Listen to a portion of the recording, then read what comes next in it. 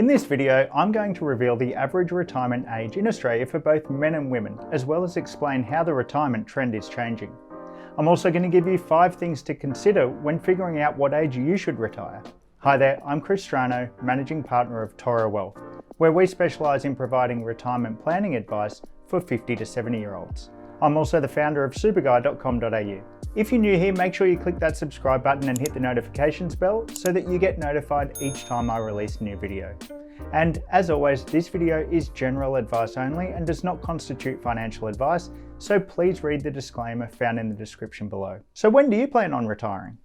While you might have a specific age in mind, the reality of retirement in Australia is far more flexible than you might think.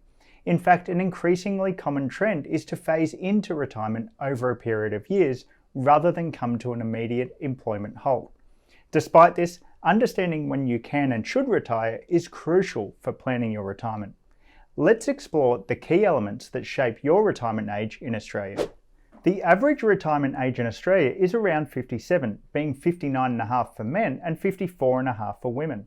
However, the age that people intend on retiring differs significantly, and this is age 65.5. But while these might be the ages that Australians retire or intend on retiring at, what is the official retirement age in Australia?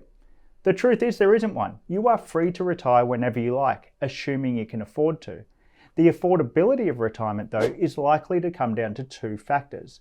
The age that you can access your super, because accessing your super can provide you with the funds necessary to transition into retirement or completely retire, and the age pension age. This is the age that you first become eligible to apply for the government Centrelink Age Pension, which can supplement other sources of income to help cover retirement expenses. Let's dive into the relevant ages of each of these individually and see how they can help you plan for your retirement. Firstly, what age can you access your super?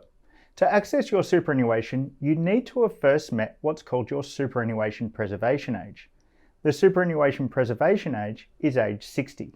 The amount of your superannuation that you can access will depend on your age and your employment status. So if you are aged between 60 and 64, there are conditions that will dictate how much of your super you can withdraw. Specifically, if you have reached age 60 and are still working, you are generally eligible to use all or part of your superannuation to commence a transition to retirement income stream, which provides you with access to between 4% and 10% of your balance each financial year.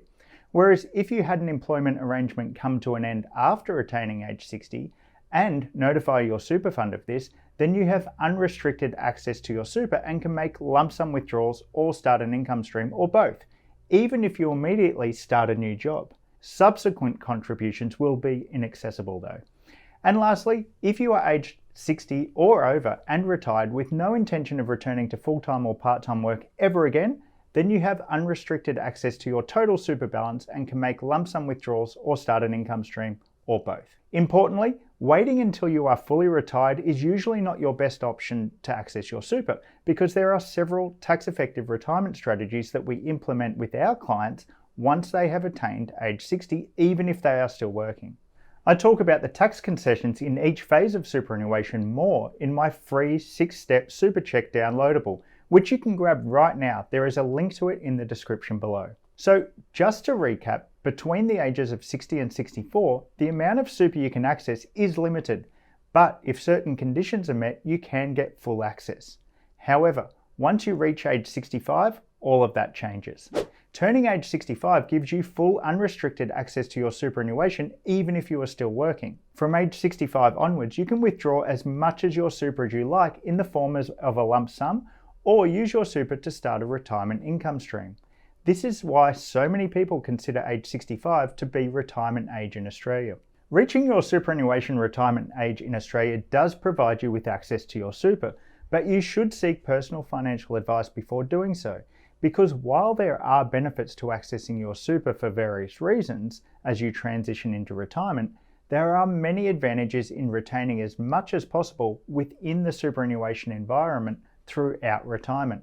It's a juggling act that should be managed. Anyway, that covers the application of the superannuation retirement ages, but how does the Centrelink Age Pension Retirement Age work? Well, the age pension retirement age is 67, and this is the first age that you become eligible to apply for Centrelink Age Pension payments. The age pension is a social security payment that can be used to supplement your other sources of income throughout retirement.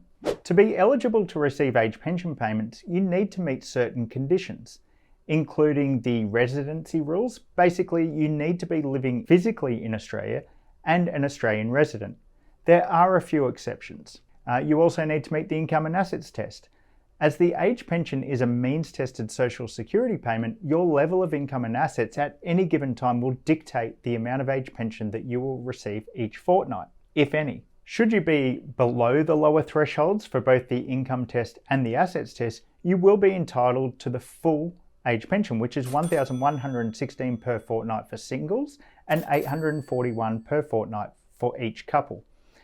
If you are in between the lower and upper thresholds, you will receive a part age pension.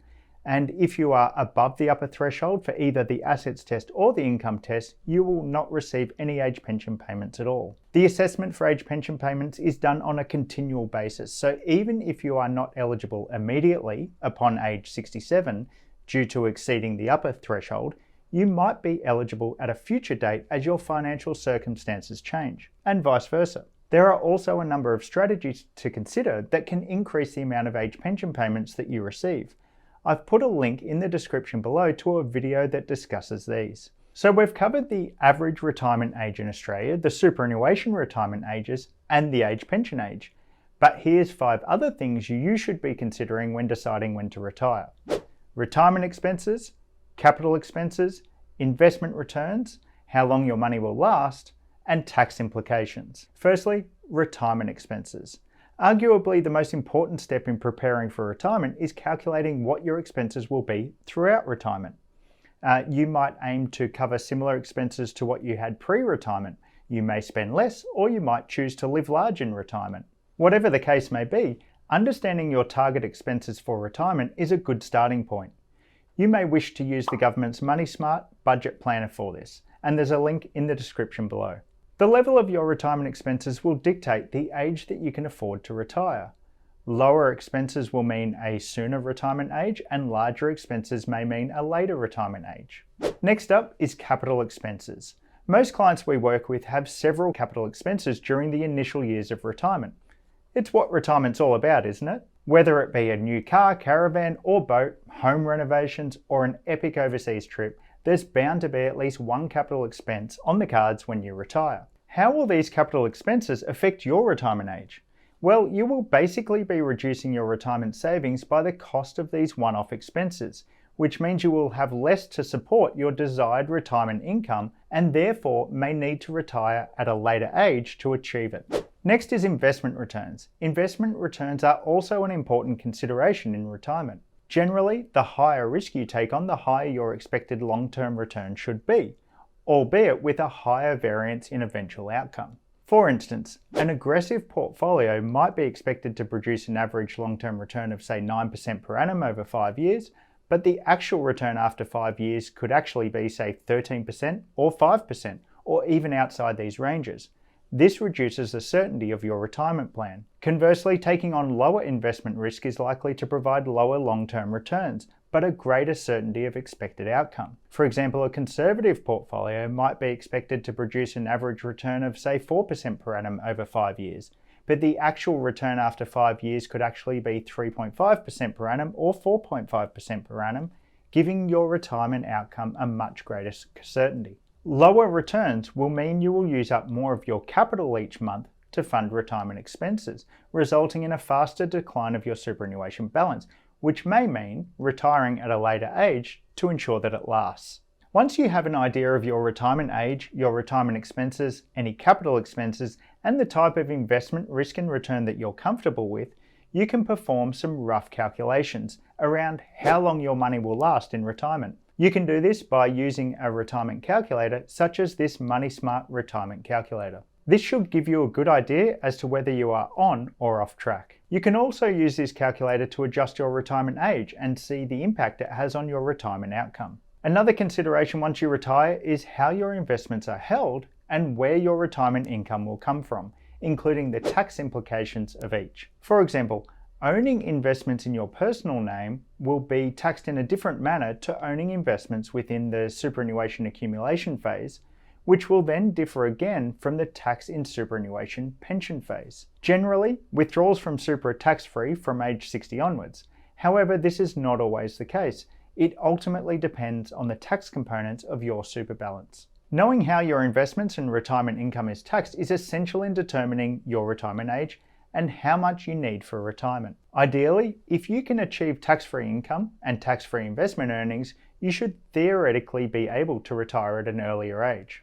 Understanding the retirement age in Australia in regards to superannuation and the Centrelink Age Pension is a good first step to preparing for retirement. But as you can see, there's so much more. Preparing for retirement in a more strategic manner will provide your retirement plan with strong foundations and a high probability of achieving your retirement objectives, so that you won't need to worry and can enjoy retirement for what it is. If you need help with your retirement plans, our financial planning firm Toro Wealth helps 50 to 70-year-olds optimise their financial position in the lead up to retirement and feel confident about retirement.